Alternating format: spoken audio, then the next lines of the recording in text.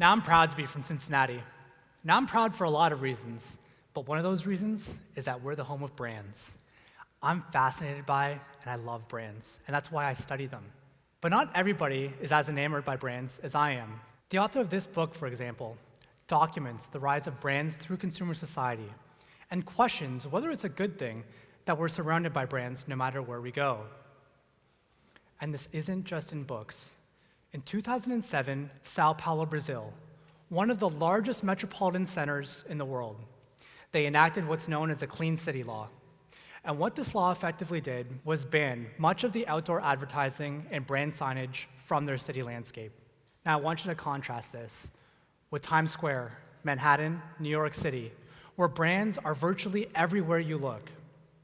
Well, my research studies is what is it like to live, and specifically, to make decisions in an environment where you're surrounded by brands versus ones where there are no brands to be seen.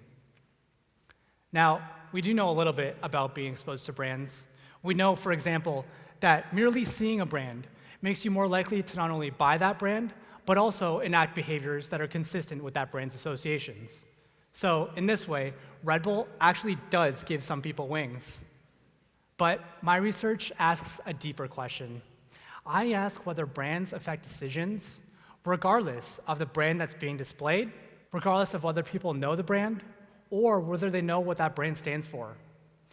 So let me preview a little bit of what I've found. I find that brand exposure makes preferential decisions easier. Now, preferential decisions are ones in which you're trying to decide what is it that I'd like to have, to consume, or what is it that I prefer. Now, when I tell people about this effect, they sometimes aren't surprised, until I tell them that the brands that we're exposing people to actually have seemingly nothing to do with the decisions they're being engaged in. So, why does this happen? We think it's rooted in a classical conditioning theory. And this is a foundational theory in psychology developed by Dr. Ivan Pavlov. Now, Pavlov is a physiologist, and this is how he discovered it. He realized that when he'd bring food to his dogs, they would salivate. But when he'd do other things like ring a bell, they wouldn't salivate. So that's not in and of itself surprising. But what he did was he would pair the food and the bell together over and over and over again, such that when he removed the food and simply rang that bell, dogs still salivated, as they had built up an association between the food and the bell over time. So why is this critical to our context? Well, we posit that something similar is going on here. But what's critical is, what is that salivation? What is it that's making decisions easier? We call it decision readiness. And to understand what decision readiness is, you first have to understand what all goes into making preferential decisions. When you make a preferential decision, what typically happens is you look at the options, you look at the attributes of each option, then you try to figure out whether those options and their attributes match your internal preferences. You usually make some trade-offs, and then you arrive at a decision. Well, we posit that there's a set of cognitive operations that actually precedes this. And the best way to think about it is gearing yourself up or putting yourself in the frame of mind to make decisions. In this way, it's almost like stretching before a workout. You stretch before every workout because it makes that workout easier. So this notion of decision readiness isn't entirely new.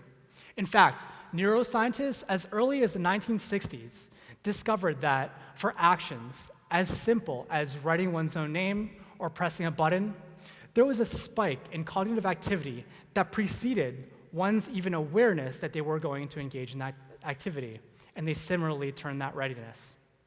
So, why is this readiness attached to brand exposure? Well, if you're anything like me, this is what the typical brand exposure looks like. I'm walking down the aisles of Kroger, and I'm making decisions. I'm trying to decide what chips to buy, what food to buy, and so forth. And over again, I'm pairing decisions and brands together, just like the brands, the food, and the bell were paired together in Ivan Pavlov's experiment, such that when I remove the decision and I only have the brand exposure, like when I'm exposed to a billboard, it enacts that decision readiness. And it makes subsequent preferential decisions easier, even when they're unrelated to the brand exposure. So, to recap, what am I saying here? I'm saying that brand exposure leads to decision ease. And this effect is explained by the notion of decision readiness, that notion that you're prepared and ready to make a decision. So how do we test this? Well, we brought about 100 UC undergraduates into our laboratory. And these undergraduates are much like many of the people here in the crowd today. And we said, hey, you're going to evaluate some stimuli today.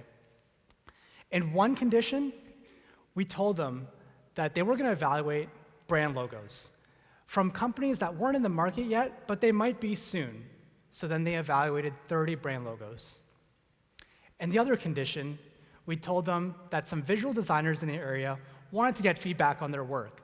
So please evaluate some of their art designs. Now, what's interesting about this is that the designs were the exact same both times. What merely differed was whether they thought they were evaluating brands or visual designs. We then said, hey, we're thinking about giving out some gifts in exchange for studies in the future. If you were given the choice between these 6 small gifts, which one would you choose? So they did their choice, and then we asked them, how easy was that decision? How difficult was that decision for you? And indeed, decisions were 15% easier after being exposed to brands beforehand. Now, critically, when we asked them, was the brand rating task any more difficult than the art rating task? There were no differences. It was just merely that they had been either exposed to brands or art. And it didn't affect what they chose either. It's just that that choice was easier for the people who saw brands. Interestingly, we then asked them, well, how prepared did you feel to make that decision? How ready were you to make that decision? And indeed, when we inserted these measures into a statistical model, we found that responses to these measures predicted the effect of brand exposure on decision ease. So we wanted to do a follow-up study, and what we did was we used real brands this time. We brought more undergraduates into our laboratory, and we said that they were going to do a motor task. And in this task, half of them were to drag and drop brand logos into boxes that we specified. The other half of students did something very similar, except what they were dragging and dropping wasn't brand logos. They were shapes. They were very similar shapes to the brand logos, and even in many cases, the same color, but they just didn't have the logo component. We then said, we'd like you to make a choice or a decision about 6 categories of facts.